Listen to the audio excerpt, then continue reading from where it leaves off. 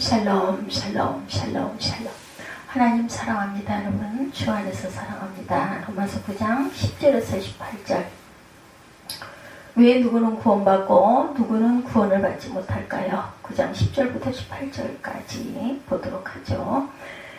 그뿐 아니라 또한 리브가가 우리 조상 이삭 한 사람으로 말미암아 임신하였는데 그 자식들이 아직 나지도 아니하고 무슨 선이나 악을 행하지 아니한 때에 택하심을 따라 되는 하나님의 뜻이 행위로 말미암지 않고 오직 부르시는 이로 말미암아 서게 하려 하사 리브가에게 이르시되 큰 자가 어린 자를 섬기리라 하셨나니 기록된 바 내가 야곱은 사랑하고 에서는 미워하였다 하심과 같으니라. 그런즉 우리가 무슨 말을 하리요? 하나님께 불의가 있느냐? 그럴 수 없느니라. 모세에게 이르시되 내가 긍휼히 여길 자를 긍휼히 여기고 불쌍히 여길 자를 불쌍히 여기리라 하셨으니 그런즉 원하는 자로 말미암음도 아니요 다른 박질하는 자로 말미암음도 아니요 오직 긍휼히 여기시는 하나님으로 말미암음이라. 성경이 바로에게 이르시되 내가 이를 위하여 너를 세웠으니 곧 너로 말미암아 내 능력을 보이고 내 이름이 온 땅에 전파되게 하려 함이라 하셨으니 그런즉 하나님께서 하고자 하시는 자를 긍휼히 여기시고 하고자 하시는 자를 완악하게 하시느니라. 이렇게 말씀하고 있습니다. 성경이 전하는 최고의 증언은 둘이에요. 하나님은 하나는 하나님에 대한 것, 하나는 사람에 대한 것입니다. 하나님이 어떤 분이시냐, 사람이 어떤 존재냐 하는 것이 성경의 중심의 증언이에요. 성경은 하나님에 대해서 하나님은 창조의 주체이시고 구원의 주체다 이렇게 말하죠. 하나님에 대해서 창조의 주체, 구원의 주체.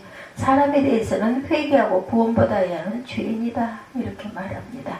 그래서 하나님의 구원의 주체라는 것은 구원에 관한 한 인간은 철저하게 받는 입장에 있다라는 이야기죠. 구원에 관한 어떤 주도권도 없다는 이야기입니다. 구원은 오로지 하나님에게 속한 일이 사람에게 속한 일이 아니라는 뜻이 되기도 하죠. 근데 구원과 관련해서 정말 복잡한 문제는 바로 여기서부터 시작이 됩니다. 하나님의 구원의 주체라는 것, 인간은 모두 오직 구원받을 뿐 그것을 믿는 때부터 시작이 된다. 인간은 오직 구원을 받을 뿐이라는 것을 믿을 때부터 시작이 된다. 이 사실을 믿고 나면 곧바로 두 가지 의문에 봉착하게 되죠. 첫째, 하나님의 구원의 주체이시라면 왜 누구는 구원받고 누구는 구원받지 못하느냐는 의문에 봉착하게 되고, 둘째는 하나님의 구원의 주체시고 인간은 구원을 받을 뿐이라면 인간의 자유의지는 어떻게 되는 거냐 하는 의문에 부딪히게 됩니다. 이 두 가지 의문은 기독교 역사에서 가장 까다롭고 복잡한 문제일 뿐만 아니라 가장 치열하게 싸운 문제이기도 한데, 5세기 아우구스티누스와 펠리기오스의 싸운 이래로 1500년 이상을 싸웠지만 여전히 해결의 실마리를 찾지 못하는 아주 머리가 아픈 문제라고 합니다. 어쩌면 인간의 지혜로는 영원히 해명할 수 없는 문제이지 않겠나. 당연히 뾰족한 어떤 해결책이 없어요. 그러나 하나님을 구원할 말하면 이 의문을 피해갈 수는 없습니다. 골치가 아프고 뾰족한 해결책이 없다고 해서 이 의문을 대면하지 않고 넘어가는 것 또한 정직한 태도가 아니기 때문에 이 두 가지 의문 속에 들어가야 합니다. 죽이 될지 밥이 될지는 모르지만 두 가지 의문과 우리는 씨름을 하게 되죠. 사실 두 가지 문제는 아주 긴밀하게 연결이 되어 있습니다. 하나님의 구원의 주체시라면 왜 누구는 구원을 받고 누구는 구원을 받지 못하는가 하는 문제를 먼저 살펴봅니다. 우리가 잘 알지만 성경은 하나님의 공의 하나님이시고 사람의 하나님이다 이렇게 말할 수 있어요. 원하는 것은 무엇이든지 능히 행할 수 있는 전능하신 분이다. 심지어 하나님은 모든 사람이 구원받고 진리를 아는데 이르기를 원하신다라고도 말씀해요. 디모데전서 2장 4절이죠. 하나님은 모든 사람이 구원을 받으며 진리를 아는데 이르기를 원하시느니라. 베드로서 3장 9절에도 주의 약속은 어떤 이들이 더디다고 생각하는 것 같이 더딘 것이 아니라 오직 주께서는 너희를 대하여 오래 참으사 아무도 멸망하지 아니하고 다 회개하기에 이르게 하시느니라. 의로운 자에게나 불의한 자에게나 차별 없이 해를 미치고 비를 내리신다. 이같이 한즉 하늘에 계신 너희 아버지의 아들이 되리니 이는 하나님이 그 해를 악인과 선인에게 비추시며 비를 의로운 자와 불의한 자에게 내려주심이라고 마태복음 5장 45절에 증거하고 있어요. 그렇다면 여러분은 어떤 생각이 드십니까? 않습니까? 하나님께서 모든 사람을 구원하시겠구나 하는 생각이 드시지 않습니까? 하나님에게 모든 사람을 구원해야 할 의무와 책임이 있는 건 아니지만 어찌되었든 모든 사람이 구원받고 진리를 아는 데 이르기를 원하신다고 했으니 거기다가 하나님의 성품이나 능력이 충분히 뒷받침이 되니 당연히 모든 사람을 구원하시겠구나 하는 생각이 들게 됩니다. 근데 현실은 어떠해요? 모든 사람이 구원을 받습니까? 아닙니다. 구원받는 사람보다 구원받지 못하는 사람이 훨씬 많아요. 깊은 어둠에서 길을 잃고 방황하고 신음하는 자들도 많고 죄악에 찌들어서 자신도 불행에 빠지고 다른 사람도 불행에 빠뜨리는 자들도 헤아릴 수 없이 많습니다. 지옥의 밑바닥에 가야 마땅할 것 같은 사람이 예수를 믿고 구원받았다고 다니고 정말 성품이 좋고 성실한데 아무리 전도해도 설득해도 도무지 믿지 않는 사람 또한 있죠. 이런 현실을 보면서 우리는 묻게 됩니다. 하나님께서는 모든 사람이 구원받고 진리를 아는 데 이르기를 원하신다고 했지 않습니까? 또 온 세상을 구원할 충분한 성품과 능력이 있으시지 않습니까? 그런데 왜 누구는 구원을 받고 누구는 구원을 받지 못합니까? 이렇게 의문이 생겨요. 저도 이런 생각을 많이 했었습니다. 이 부분 모든 그리스도인들이 물을 수밖에 없는 가장 현실적이면서도 절박한 물음, 신학자들도 이 의문을 붙잡고 시름을 합니다. 그리고 나름대로 다양한 대답들이 많죠. 여기서 모든 대답을 살펴볼 수는 없지만 두 가지를 살펴봅니다. 하나는 칼뱅의 대답도 하나는 아르마니우스의 대답 보기로 하죠. 칼뱅의 대답부터 살펴봅니다. 칼뱅은 사람이 구원받느냐 구원받지 못하느냐 하는 것은 오직 하나님의 예정과 선택이 달려있다 이렇게 말합니다. 기독교 강요에서 어떤 사람들에게는 값없이 구원이 제공되고 어떤 사람에게는 구원이 길에 막히는 것은 하나님의 명령으로 되는 일임이 분명하다. 500쪽에 기록되어 있습니다. 말하면서 토기장이 중권 500쪽입니다. 기독교 강요. 말하면서 토기장인가 흙을 믿어 하나는 귀 있을 것을 만들고 하나는 천이 있을 것을 만들듯이 에레미야 18장 6절에도 야훼 말씀이니라 이스라엘 족속아 이 토기장이 하는 것 같이 내가 능히 너희에게 행하지 못하겠느냐? 이스라엘 족속아 지늘기 토기장의 손에 있음 같이 너희가 내 손에 있느니라. 로마서 9장 21절이죠. 토기장이가 진흙한 더미로 하나는 귀 있을 그릇을 하나는 천 있을 그릇을 만들 권한이 없느냐라고 말씀해요. 오늘 본문 9장이기도 하죠. 21절 말씀에 한 덩이는 귀 있을 것을 하나는 천 있을 것을 만들 수가 없느냐. 21절. 그렇죠. 22절에도 만일 하나님의 그의 진노를 보시고 그의 능력을 알게 하고자 하사 멸하기로 준비된 진노의 그릇을 오래 참으심으로 관용하시고 영광받기로 예비하신 바 긍휼의 그릇에 대하여 그 영광의 풍성함을 알게 하고자 하셨을지라도 무슨 말을 하겠느냐. 이 그릇은 우리니 곧 유대인 중에서뿐 아니라 이방인 중에서도 부르신 자니라 이렇게 말씀하죠. 하나님은 누구에게는 구원의 은혜를 베풀고 누구에게는 구원의 은혜를 베풀지 않을 수 있는 권한이 있다라는 것이에요. 야곱과 에서가 엄마 뱃속에서 태어나기도 전에 하나님이 야곱은 사랑하고 에서는 미워했듯이 하나님이 자기 뜻대로 구원할 자와 멸망할 자를 선택하신다. 더욱이 창세전에 이미 선택하셨다라고 말씀하죠. 9장 13절에 나와 있어요. 내가 야곱은 사랑하고 에서는 미워했다 하신 것 같으니라. 그런즉 우리가 무슨 말 하느려 하나님께 불의가 있느냐 그럴 수 없느니라. 모세에게 이르시되 내가 긍휼히 여길 자를 긍휼히 여기고 불쌍히 여길 자를 불쌍히 여기리라 이렇게 말씀을 하셨어요.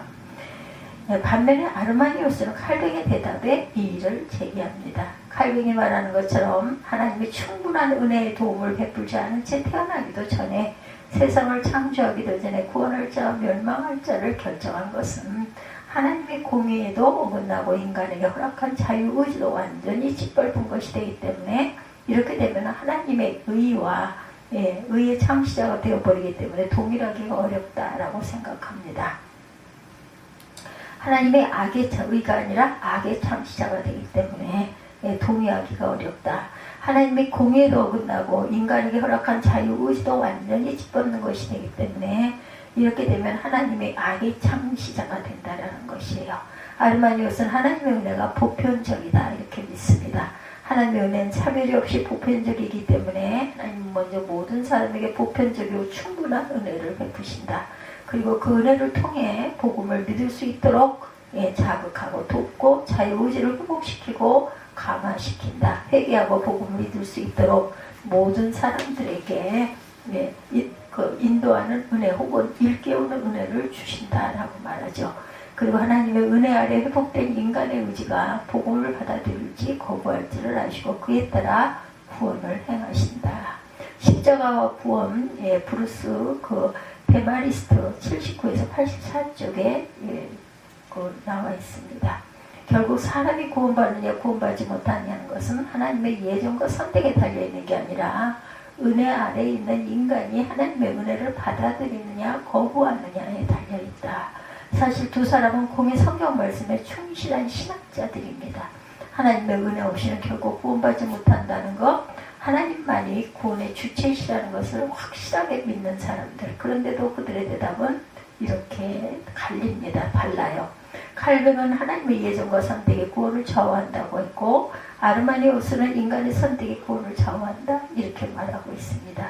인간이 구원의 주체라는 거죠. 그렇다면 이들은 왜 이렇게 확연한 대답을 했을까?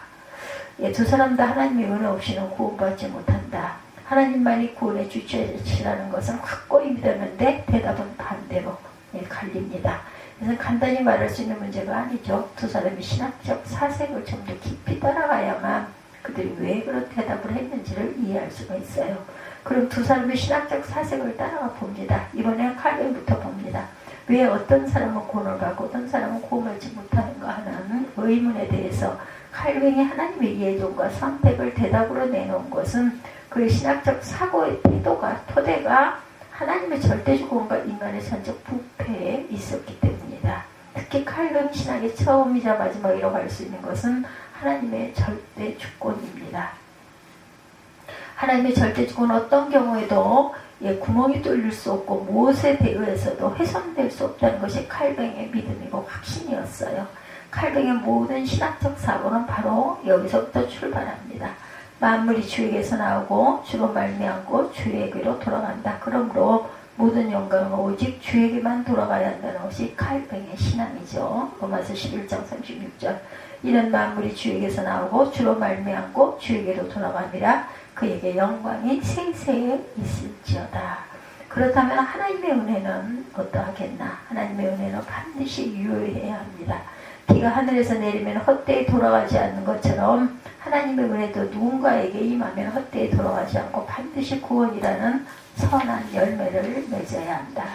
달리 말하면 하나님의 은혜는 인간이 거부할 수 없어야 한다. 그래야 하나님의 절대 주권에 구멍이 생기지 않을 수 있습니다. 만일 하나님의 구원의 은혜를 베푸셨는데도 불구하고 사람이 거부할 수 있다고 한다면 하나님의 절대 주권에 커다란 구멍이 뚫리니 인간은 결코 하나님의 은혜를 거부할 수 없어야 한다. 하나님이 누구에게 구원의 은혜를 베푸시면 그 사람은 반드시 구원을 받아야 하는데 그래서 칼뱅은 하나님의 은혜는 인간에 의해 거절할 수 없다. 저항할 수 없는 은혜다. 이렇게 주장을 하죠. 그런데 이 원칙을 주장해도 의문은 여전히 남습니다. 하나님의 은혜는 결코 실패하는 법이 없는데 누구의 은혜를 베푸시면 그 사람은 반드시 구원을 받는데 세상에는 구원받지 못한 자들이 많으니까 이제 뭐라고 해명을 해야 되겠나. 하나님의 은혜가 모든 사람에게 임한다고 말할 수 있겠느냐는 거죠. 하나님의 은혜가 모든 사람에게 임한다고 말하면 누군가가 구원받지 못한 것은 결과적으로 그가 하나님의 은혜를 거부한 것이라고 밖에는 설명할 수가 없고 그렇게 되면 곧바로 정할 수 없는 은혜의 원칙이 무너지고 근본적으로 하나님의 주권에 커다란 구멍이 뚫려버리는데 그렇게 말할 수가 있겠는가? 그렇게 말할 수는 없어요. 하나님의 은혜가 모든 사람에게 임하는 것이 아니라 구원받을 사람에게만 제한적으로 임한다고 말해야 합니다.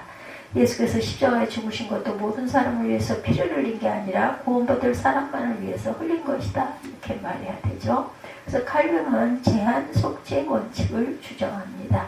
그런데 제한 속죄를 말하게 되면 또다시 즉각 나오는 문제. 하나님은 사랑이 많으시고 공의로우신데 왜 누군가를 위해서만 피를 흘리느냐. 왜 누구는 선택하고 누구는 선택하지 않느냐 하는 문제가 제기되죠. 칼뱅은 이 문제를 사실 그대로 받아들입니다. 하나님은 공의로우시지만 모든 사람들을 구원하지 않고 몇몇 사람들만 구원하기로 작정하셨다라고 받아들입니다. 여러 성경적 근거를 대면서 하나님의 선택은 이중적이다. 왜냐하면 이중 예정과 이중 선택을 말하지 않으면 제한 속죄의 원칙이 무너지고, 제한 속죄의 원칙이 무너지면 연달아 앞에 있는 것들도 다 무너지기 때문에 칼뱅은 이중 예정과 이중 선택을 주장해야만 했어요. 그리고 이중 예정과 이중 선택은 인간의 능력이나 행위와 같은 조건을 따져서 싹수가 파란 놈은 구원하고 싹수가 노란 놈은 구원하지 않는 게 아니라 그런 것과는 아무 상관없이 오직 하나님의 뜻대로 결정하는 것이다, 이렇게 얘기를 하게 되죠. 다른 어떤 것도 고려함 없이 오직 하나님의 뜻대로 선택되는 것이어야만 하나님의 절대 주권이 지켜지기 때문에 무조건적 선택을 주장합니다. 그리고 무조건적 선택과 정할 수 없는 은혜를 합하면 자연이 뒤따는 것, 한 번 받은 구원은 영원히 흔들리지 않는다라는 거죠. 만일 한 번 구원받은 사람이 중간에 멸망의 구렁텅이에 빠질 수 있다고 말하게 되면 그 순간 정할 수 없는 은혜의 원칙이 무너지고 하나님의 선택 또한 실패로 들어가 버리기 때문에 한 번 구원받은 사람은 영원히 구원에서 떨어지지 않는다, 이렇게 해야 돼요. 칼뱅은 한 번 구원은 영원히 흔들리지 않는다는 성도의 견인을 주장합니다.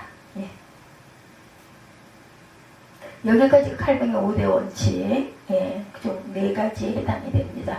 칼뱅주의 맨 앞에 내세운 원칙이 하나 더 있을 것이 바로 인간의 전적 타락입니다. 인간은 완전히 타락했기 때문에 선을 행할 능력도 없고 하나님 앞으로 나아갈 수 있는 의지도 없다는 것이 칼뱅 신학의 첫 번째 원칙입니다. 근데 이미 짐작하셨겠지만 칼뱅주의 5대 강령은 따로따로 떨어진 주장이 아니에요. 기계의 톱니바퀴처럼 서로 맞물려 있습니다.